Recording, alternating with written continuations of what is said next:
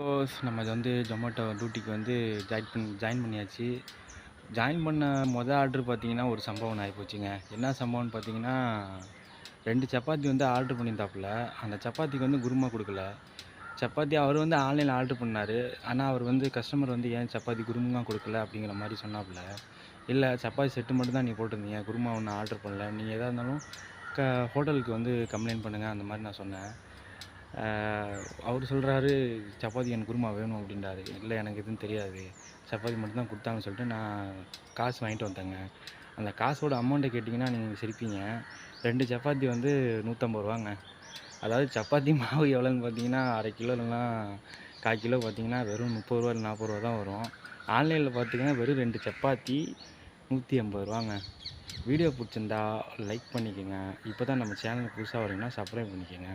இந்த மாரி சுவாரஸ்யமான விஷயம் வந்து ஜொமேட்டோல நடக்கிறத நான் வந்து டெய்லி வந்து உங்களுக்கு தெரியப்படுத்துறேன்.